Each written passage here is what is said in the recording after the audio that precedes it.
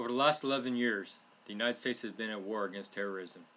During that time, many Marines have gone to war in Iraq and Afghanistan, only to come back to find out that the Marine Corps no longer needs them to serve. Many Marines achieving the rank of sergeant, serving 10 years of service, are being forced out in order to cut numbers. The Marine Corps has implemented 3 systems to draw down their force.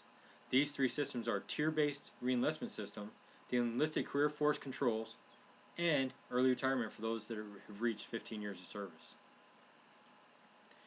Now that I've talked about what we're going to cover, let's go into the tier-based reenlistment system.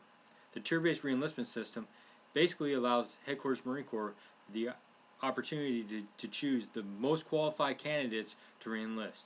How this is done is each commander is tasked with rating each candidate for reenlistment on a tier-based system, Tier 1 being the highest and Tier 4 being the lowest, or unqualified. When Headquarters Marine Corps receives all these applications for reenlistment, they consolidate them all and allow the ones with the better tier to reenlist first. Now we've covered the tier-based system, let's move on to the Enlisted Career Force Controls. Enlisted Career Force Controls was introduced many years ago, but was rewritten last year in 2011 in Marine Corps Bulletin 5314. The Enlisted Career Force Controls, in its rewritten form, basically made it harder for sergeants to stay in. How they did this is tighten up the service limitations from 13 years to 10 years and basically denied them the opportunity to stay in past 8 years if they have already been twice passed for promotion.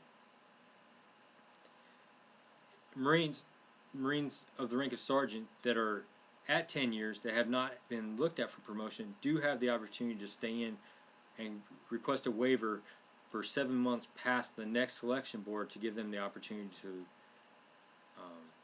be looked at for promotion and possibly retention into the Marine Corps. Now we've covered the Enlisted Career Force Controls, let's move on to early retirement. Early retirement has been approved by the Department of Defense in 2011 with a memorandum for secretaries. This memorandum basically authorized all secretaries of each service to implement early retirement for those service members over 15 years of service. There was a special formula that was put out in order to calculate what their retirement percentage would be, and also there was a bonus authorized for those that take the opportunity to retire early in order to compensate them a little for their lost retirement pay.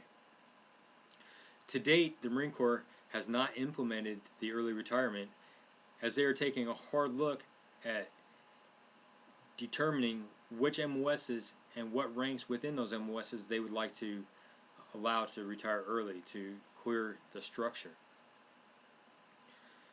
So far, we've talked about the tier-based system, the ECFCs, the early retirement.